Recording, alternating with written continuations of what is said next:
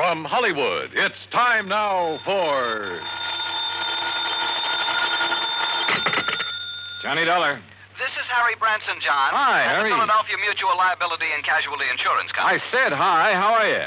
Oh, yes. Well, I'm fine, thank you. But that's beside the point. John, this thing has me terribly upset. Comes the day you aren't upset over something, Harry. It'll be a miracle. What's it all about? Can you come down here to Philadelphia right away? Don't see why not. But now what seems to be... If you can clear up this matter, I shall be eternally grateful.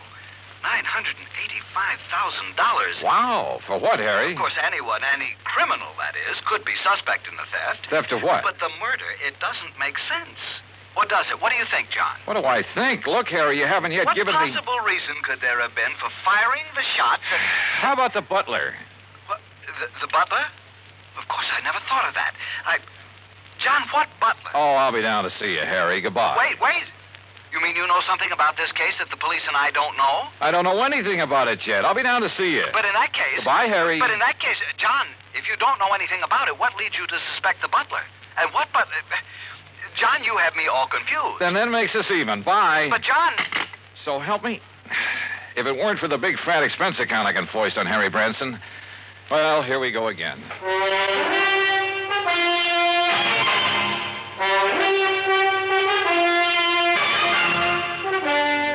Bob Bailey in the exciting adventures of the man with the action-packed expense account. America's fabulous freelance insurance investigator. Yours truly, Johnny Dollar.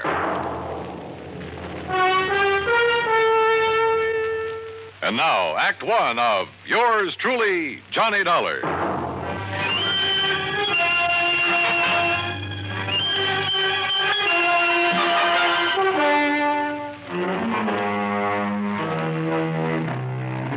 Expense account submitted by Special Investigator Johnny Dollar to the Philadelphia Mutual Liability and Casualty Insurance Company, Philadelphia, Pennsylvania.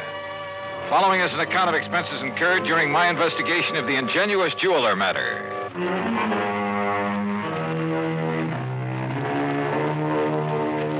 Expense account item 1, $32.70, train fare and incidentals, Hartford, Connecticut to Philadelphia. Cab to Harry Branson's office on Walnut Street. I found him sitting at his desk, his head in his hands.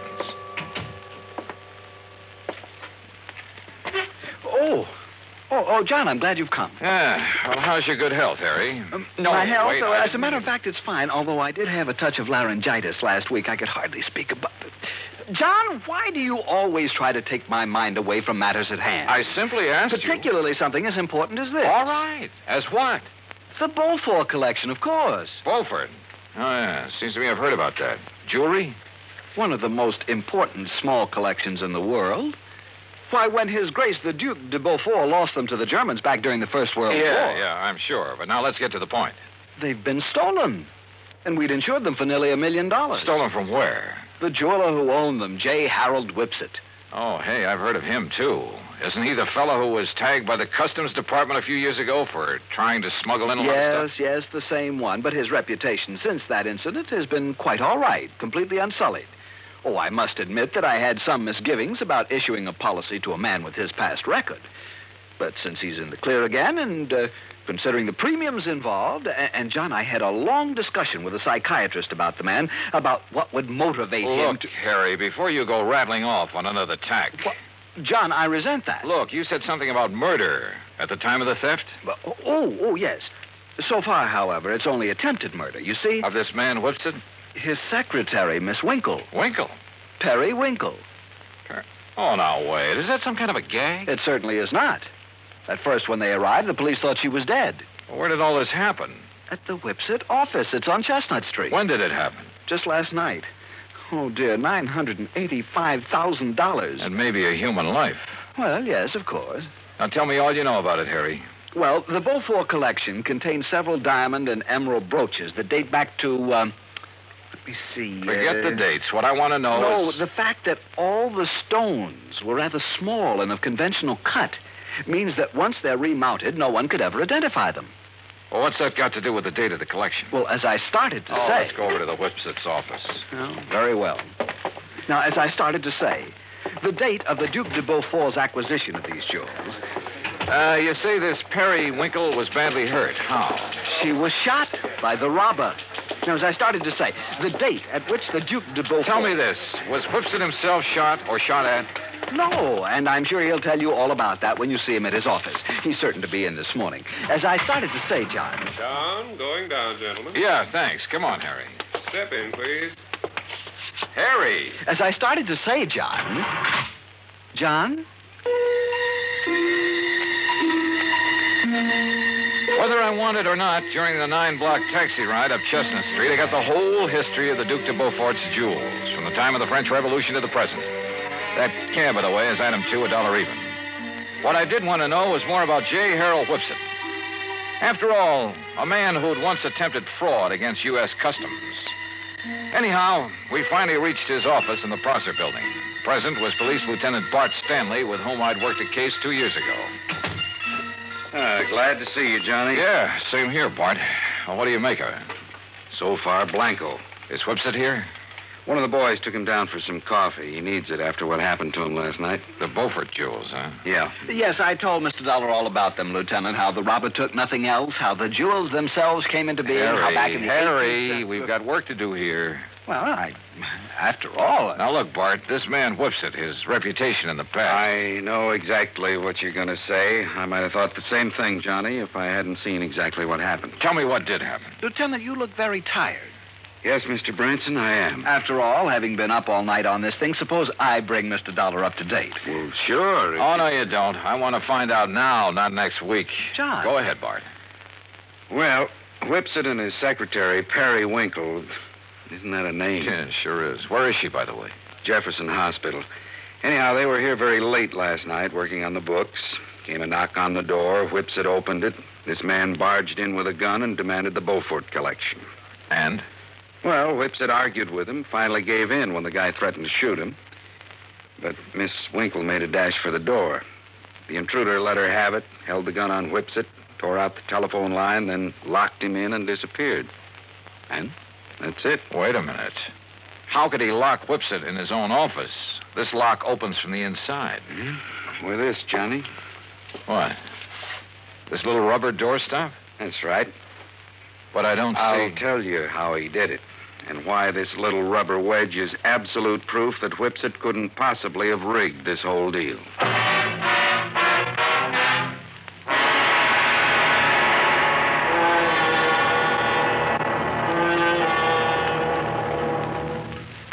Act 2 of yours truly, Johnny Dollar, in a moment. For a long time, people... And now, Act 2 of yours truly, Johnny Dollar, and the Ingenuous Jeweler matter.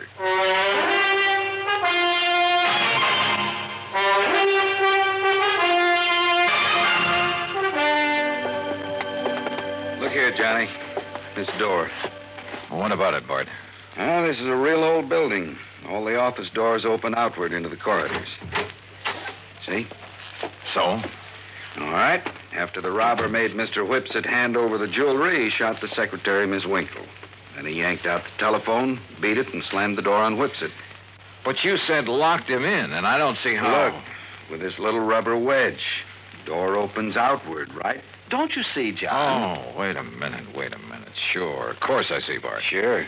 He simply jammed the doorstop under the edge of the door from the outside. Sure. So the harder Whipsit pushed against the door, the tighter it jammed. The telephone knocked out. All he could do was bang on the door and holler out the window. That's what tipped you off? The policeman on the beat down on Chestnut Street heard the shot and then the yelling. By a stroke of luck, I pulled up in a prowl car just about then. I see. We came tearing up here and found out how somebody locked Whipsit in his own office. Whoever did it, Johnny, must have cased the joint to know about the doors opening outward. Yeah. Makes any suspicion of Whipsit himself. Well... Yeah, it makes it look a little silly. Anyhow, he was pretty much beside himself, more upset over the girl lying there with a slug in her than he was over losing the collection.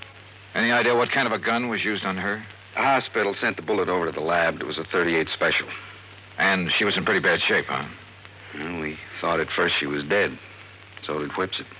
Could he give you a description of the assailant? Yeah, but it's not much help. Could apply to 500,000 men in this big city. What about fingerprints? None. Guy wore gloves. Has the girl been able to tell you anything at all? She was unconscious, Johnny. Has been ever since. I'm afraid it's going to be curtains for her. Oh, too bad. She's over at Jefferson, you say? Yeah, but there's no point in going over there. Even if she came to for only a couple of minutes, she might be able to give us something to go on. What could she tell us that Whipsit hasn't already told us? Well, we're back, Lieutenant. You want Mr. Whipsit to stick around? No, I guess not, Conroy. I took him over to a place I know on Pine Street and poured a couple of stiff drinks in him. He needed them. And you too, Conroy? Oh, now, Lieutenant. Mr. Whipsit, this is Johnny Dollar, insurance investigator. Mr. Dollar. How are you? You know Mr. Branson, I guess. Oh, yes. Oh, yes, indeed. And may I tell you, Mr. Whipsit, how dismayed I am by what's happened here. Oh, thank you, Mr. Branson. It's been a terrible. It certainly has. $985,000. I was speaking of poor Miss Winkle, sir. Oh, yes, of course. Yes. Mr. Whipsit, this girl, Miss Periwinkle, she was your secretary. She was more than that, Mr. Dollar. I loved her. How is she, Lieutenant? Has there been any word from the hospital? Well, yes, Mr. Whipsit, there has. And it's proof that modern medicine is a very wonderful thing. What do you mean, sir? Yes, John, It may take time, of course, a long time. Yes? As a matter of fact, she hasn't even regained consciousness yet. I see. But it looks as though she'll fully recover. Oh, I see. Well, I hardly need tell you how I feel about that. How glad I am. I told that little white lie to see what, if any, reaction I'd get. And I had a strange feeling that his words, how glad I am, were not quite true. Fortunately, neither Harry Branson nor the lieutenant questioned my apparent knowledge of the condition of the girl. Even better, the lieutenant rose to the occasion. Well, as I see it, there's really nothing further we can do here. You look like you could use some sleep, Mr. Whipsit.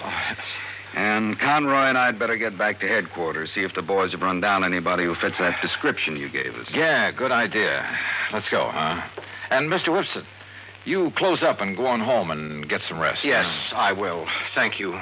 Thank you very, very much. You have no idea what a terrible shock this has been for me. Of course, you'll keep yourself available if we need you further. Oh, of course, Lieutenant.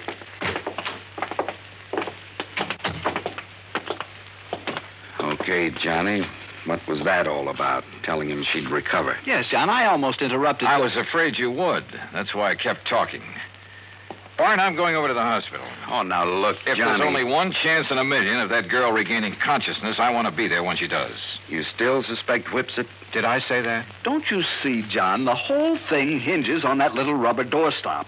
On the fact that he couldn't possibly have locked himself in with it. Branson's right, Johnny.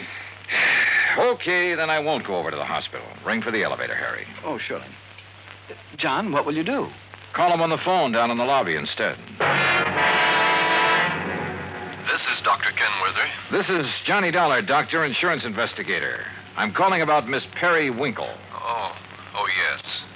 I was about to call the police. She's conscious now? She died, Mr. Dollar, less than 5 minutes ago.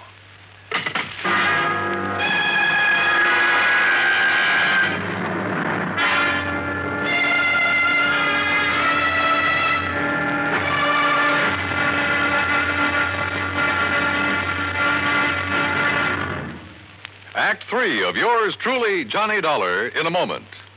Our flag heaven. And now, Act 3 of yours truly, Johnny Dollar, and the Ingenuous Jeweler matter.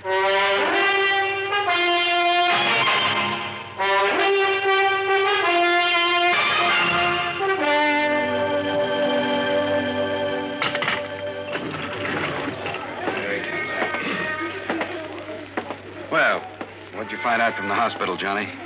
The girl is dead about 5 minutes ago. Oh, dear. And we've got a killer to track down.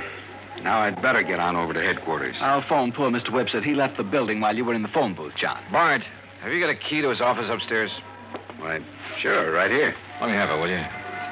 Here. You want me to go up there with you?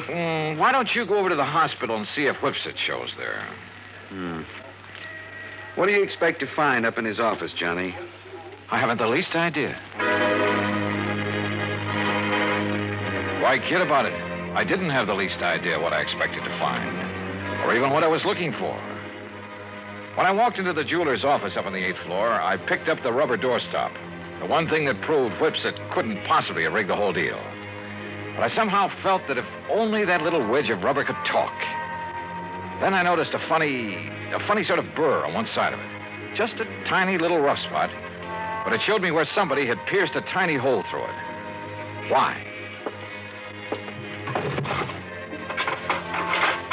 After a couple of minutes of rummaging around, I found it. A piece of fine, strong platinum wire, about 2 feet long. A wire that could be carefully slipped through the hole in that rubber doorstop. Well, Mr. Dollar. Well, what are you doing back here, Whipsit? If you don't mind my saying so, there was something about your attitude that I didn't exactly care for when you were here with the policeman and Mr. Branson. And when you left them downstairs in the lobby and took the elevator. Oh, I see you found it. Yeah, that's right. It was very smart of you, Whipsit. Thank you. Put this rubber wedge on the floor, just outside the door, with the wire on it leading under the door. Exactly. Then pull the door closed. Then pull the wedge into place with the wire. And the door can't possibly be opened from in here. You've locked yourself in. The more you push on the door, the tighter the wedge holds it. That's right. And you don't forget to retrieve the wire by pulling on one end of it. I suppose those are the gloves you wore when you killed Miss Winkle, so you'd leave no prints. Oh, then she's dead. How fortunate for me.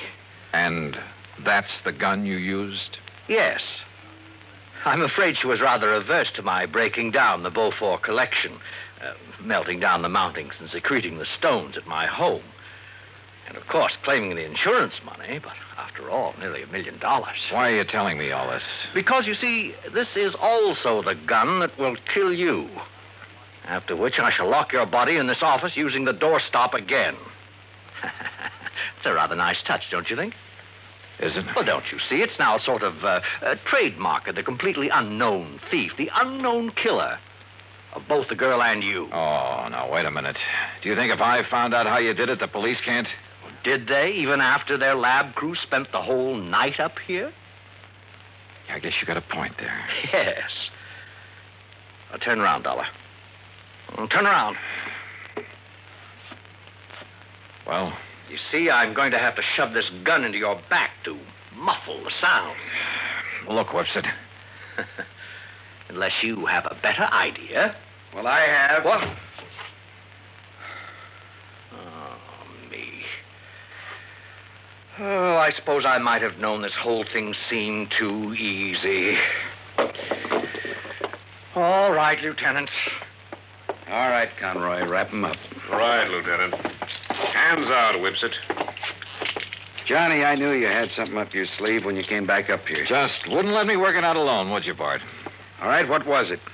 What did you find out that tipped you off? Oh, you'll never know from me. Huh? After all, I might want to use it to stump you sometime. Oh, now look, Johnny. Okay, ask Whipsit here. He just loves to explain things, at great length, too. At least it was long enough for you boys to get up here. I know something he's not going to explain his way out of. Let's go, Whipsit.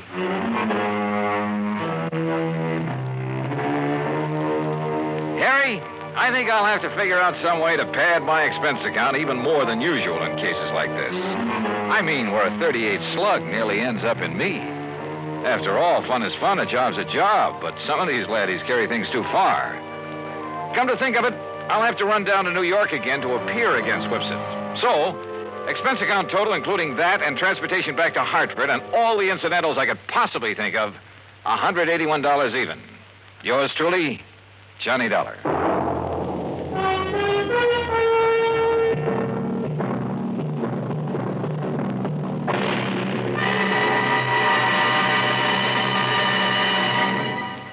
Our star will return in just a moment.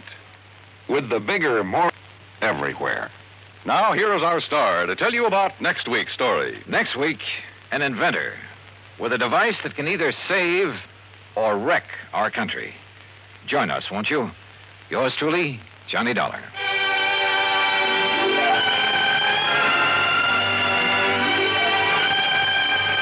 Yours truly, Johnny Dollar, starring Bob Bailey, originates in Hollywood and is produced and directed by Jack Johnstone, who also wrote today's story. Heard in our cast were Harry Bartell, Byron Kane, Vic Perrin, Joseph Kearns, and Austin Green. Be sure to join us next week, same time and station, for another exciting story of yours truly, Johnny Dollar. This is Dan Cubberly speaking.